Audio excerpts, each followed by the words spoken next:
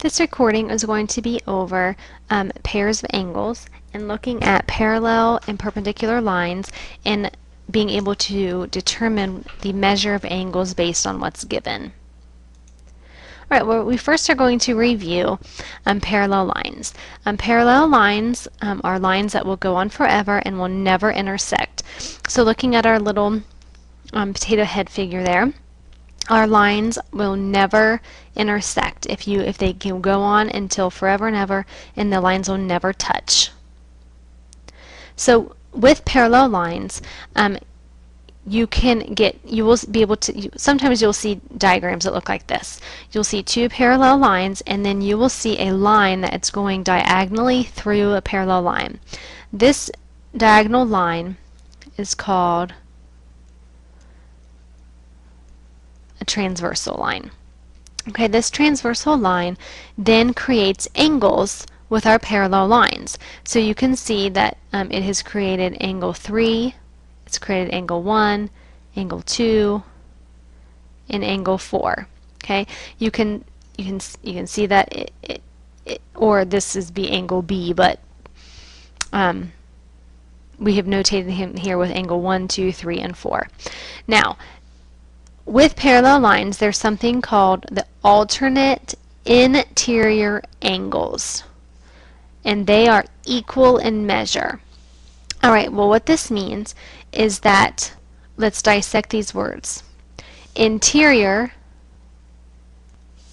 means the inside. Okay, so all of our angles here are in the inside of our parallel lines. Okay, all of these are, if you have these two parallel lines, they're in the inside there. So we're talking about all the angles that are in between our parallel lines. So let me draw this. So they're going to be in between our parallel lines, so in between our yellow lines. That's called an interior angle. They're in the inside. Now, it also says alternate interior angles have equal measure. An alternate means that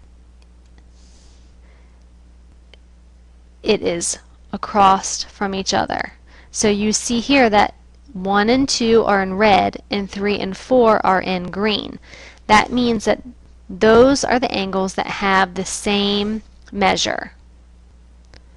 So angles 1 and 3 do not have the same measure, and angles 4 and 2 do not have the same measure.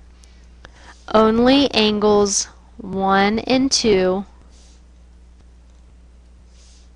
and then angles 3 and 4. And you can see that by just remembering that, remember, our straight line equals 180 degrees. So to get a straight line, that would mean for the angles that are side by side to be equal, they would have to be 90 degrees apiece.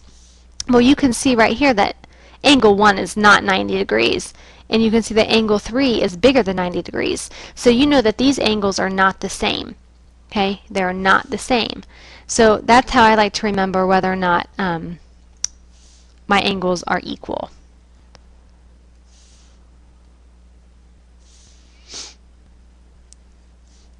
So let's look at this again. So what this rule states is that the alternate interior angles are equal in measure. So this means that angle 1 and angle 2 equal the same, and angle 4 and angle 3 equal the same. Now, you can figure out what these angles are if you were given a particular measurement. So let's see. And I can only give you one of these measurements and you will be able to find it. Now, this is not going to be an accurate measurement by any means. This is just for you to understand that you can find the measure. I can see that angle 1 is less than 90 degrees. So we're going to say that angle 1 is 45 degrees. So if angle 1 is 45 degrees, we already know that angle 2 is 45 degrees because angle 1 and angle 2 have the same measure. Now, to find angle 3, we know that to get from this dot to this dot, our rotation has to be 180 degrees.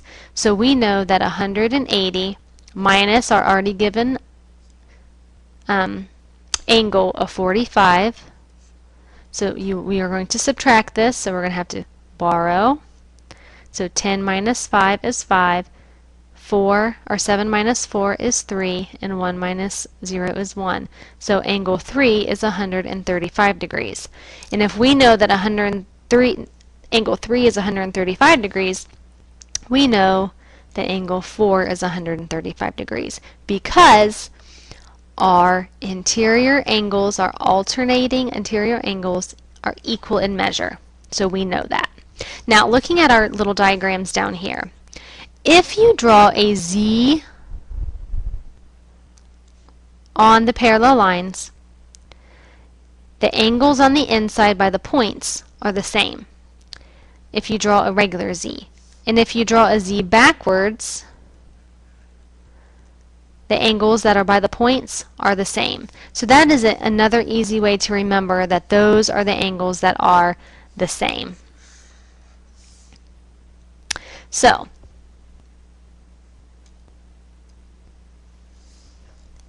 angles that are across from each other like this are equal. Now, there are other rules that we have to remember. In this one, remember, this line right here is called our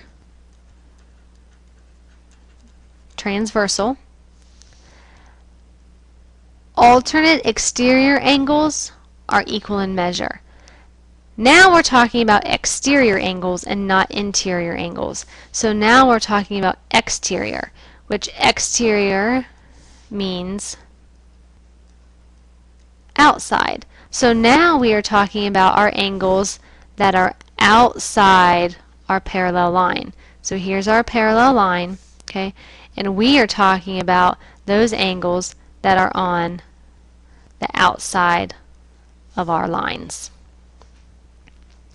Okay, before we were talking about the inside, and now we're talking about the outside.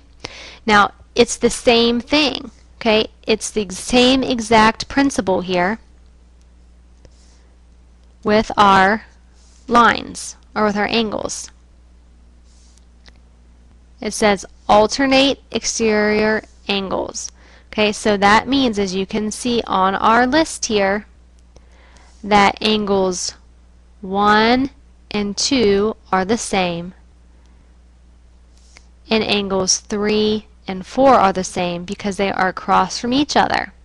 And you notice again that if you look at angle 1, you can see with your eye that it's similar to angle 2. If you look at angle 3, it's similar to angle 4. So if you are given that angle 1 is 50 degrees, you automatically know that the angle that's across from angle 1 is 50 degrees because they are equal in measure, because that's what our rule says, equal in measure. So how are we going to find angle 3? Well, again, you know that this straight line equals 180 degrees. Okay, this whole line. So we have to do 180, take away 50. That means that angle 3 is 130 degrees. And because 3 is 130 degrees, 4 has to be 130 degrees. Now, as long as these two angles add up to 180, we did our math correctly. Alright, now we're talking about corresponding angles. Corresponding angles. So that means what we're doing is we're going to be taking the angles up here at the top and looking at the angles down here at the bottom.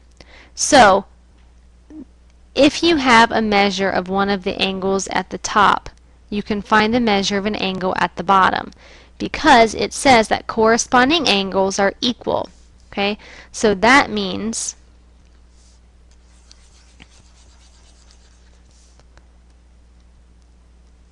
that angle 1 up here is the same as angle 2 down here.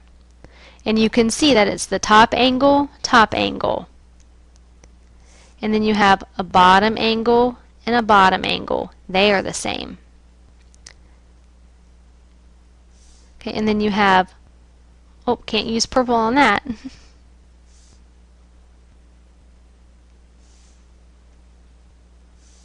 See if we can use blue. Yep. We have a top angle here and a top angle here. Then we have a bottom angle there and a bottom angle there. So that means that they are corresponding. Okay, so that means that measure of angle 1 is equal to measure of angle 2. So measure of 1, measure of 2. They are the same.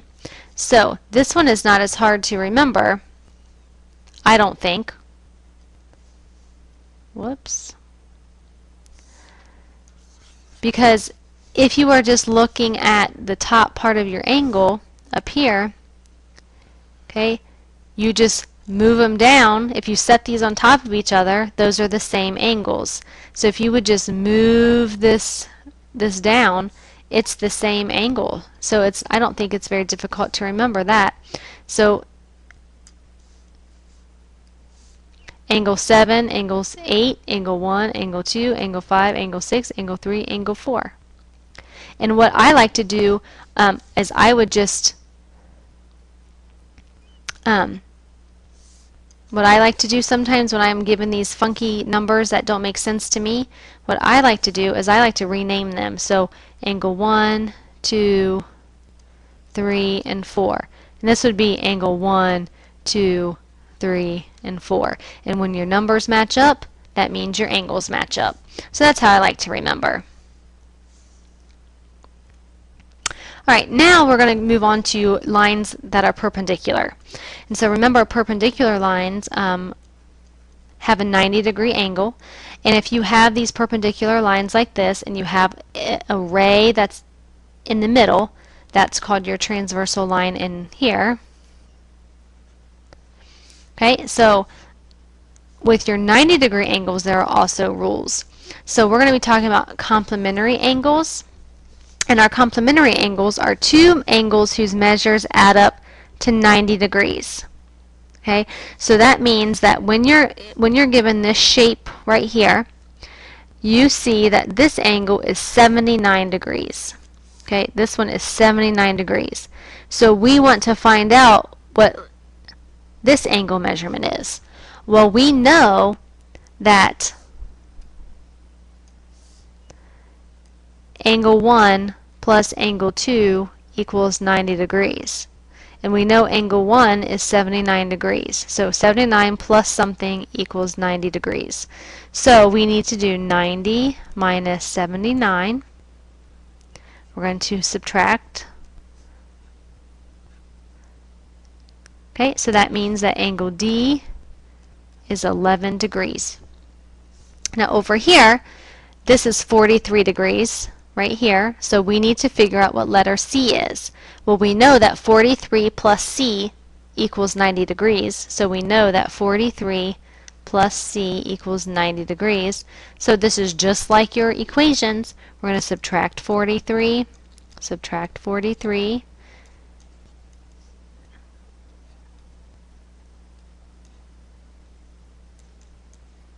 so C equals 47 degrees. So complementary angles are 90 degrees. Supplementary angles are angles that add up to 180 degrees because they form a straight line. So what I like to remember is supplementary starts with S and straight starts with S. So that's how I remember supplementary angles have to add up to 180 because straight and supplementary both start with S. So we have the S and S. Alright, so they have to form 180 degrees. So that means that angle 1 plus angle 2, so angle 1 plus angle 2 equals 180. So down here on our diagram, if we know that this angle is 151, we know that 151 plus A equals 180. That's what we know. So let's figure that out. We're going to subtract 151 from both sides. So 7 minus 5 is 2. So angle A is 29 degrees. And you can check that. It's always good to check. 10, 6, 7, 8, 1. So 180. Now over here, we know that 80 plus B equals 180. So we're going to subtract 80 from both sides. We get 100 equals B. So B equals 100 degrees. So again, remember that supplementary and straight go together. Complementary and 90 degrees go together. I have no analogy to give to you to remember, but what I like to remember is that if I can remember that S is for straight, supplementary, and straight, I can remember then that complementary is 90. The last one is adjacent angles, okay, and these are going to be adjacent angles. Okay, adjacent means across. If I say the house is adjacent my house, that means it's just across from my house. So adjacent angles are two angles which share the same vertex. They share a side but do not overlap. So right here, angle AB, or angle 1 here, is adjacent to angle 2 because they share this side. They share a side, they share a vertex, and they do not overlap. Okay, so overlap means that if we had this angle, angle 1 is not adjacent to angle ABC. Okay, so angle 1, we'll say this is D. So ABD is not adjacent to ABC because they overlap. So because this entire angle overlaps with angle 1 right here, if that makes sense to you. So they are not adjacent. They are only adjacent because this angle shares a side with this angle, and they do not overlap, and they have the same vertex. So looking at our shape down below, E is our vertex, so we need to find some adjacent angles. So AEC can be adjacent to CEF. Okay, so that means that this angle and this angle can be adjacent because it shares the same vertex, it shares a side, and they do not overlap. So that is one adjacent angle. Okay, if we're starting here, we can go FEB, we can go BED. So these two are adjacent because they share the same vertex and they share the same side. So those are adjacent, and these angles are adjacent because they share the same side and they share the same vertex. Hopefully this has helped you understand how to figure out the measure of an angle and what angles are equal angles based on what the picture looks like. If you still need help with this, you can look back at your lesson, written lesson, or call your teacher for help.